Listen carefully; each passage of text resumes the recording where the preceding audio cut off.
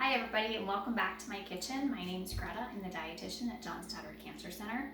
I get asked a lot for recipes for easy and healthy breakfast options, and I wanted to share with you this super easy option that you can do year-round and do with lots of different flavors. So this is overnight oats. I'm going to show you the basic recipe, and then I will link a video in later about some other options and flavors that you can do with it. So super easy. We are going to start with old-fashioned rolled oats. The minute oats tend to make this a little bit mushy, so I like to go with the old-fashioned rolled oats.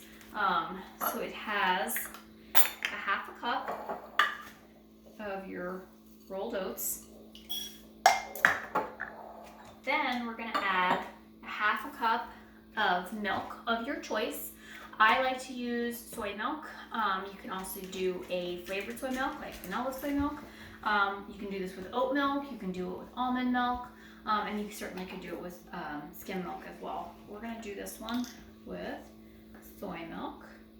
Now, a lot of people ask me questions about different kinds of milks and benefits of different milks. I will say the one thing I like about the soy milk is that it does have as much protein as cow's milk does, and I like a non-dairy milk, so I don't feel like I miss anything in the way of protein. I also don't miss anything in the way of calcium either, so that's a good option for me.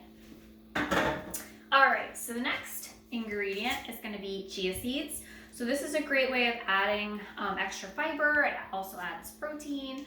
So we're going to put a tablespoon chia seeds in. The chia seeds also add this nice kind of thickness to the oats. It kind of gelatinizes as it sits in the liquid. Then I'm going to add a quarter cup of yogurt. So again, I use a fat-free Faye yogurt. It's a Greek-style yogurt. The Greek-style yogurts or any of the European style tend to have more protein and lower in sugar. So I'm going to do a quarter cup. The other nice thing about this type of yogurt, it is not flavored, so then you can flavor your oats any way that you want to. And without the flavoring, it's also, again, lower in sugar. So a quarter cup of my yogurt. This adds a whole nother layer of creaminess. A lot of people say they don't like the taste of Greek-style yogurt, and I feel like in this recipe you won't even realize it's in there. It just adds this really nice, rich creaminess.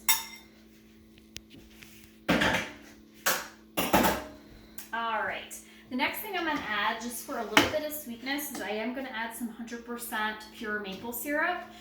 Certainly you could omit this step if you wanted to leave out the sweetener. If you wanted to sweeten with something like fruit, you could do that too.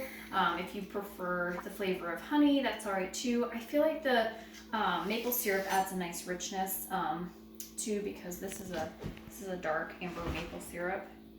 And I'm just going to add 1 tablespoon of my maple syrup, and since I used unflavored soy milk and I used unflavored yogurt, I didn't add, there's not a lot of sugar in those types of things. That's my sweetness was right there.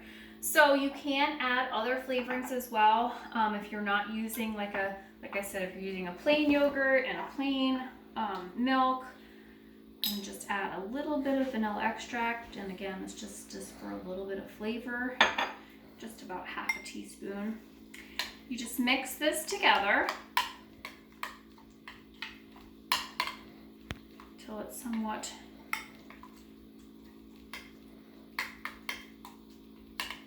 Now at this step 2, you could elevate it any way you wanted to. You could add fruit to it, you could do mashed banana, applesauce, you could add nuts. I honestly eat it just like this. So once it's all stirred together, you're going to put it in a nice sealed container. You can do this in a mason jar as well. You're gonna put this in the refrigerator for at least 2 hours or overnight. I make this at night before we go to bed, and then it's ready for breakfast in the morning. And you will have a delicious breakfast that you can eat cold or hot. So it's even a good option for the summertime. I like mine cold, so I don't even heat it up. But you certainly could heat it up, and you could add other ingredients on top. So there's an easy breakfast option.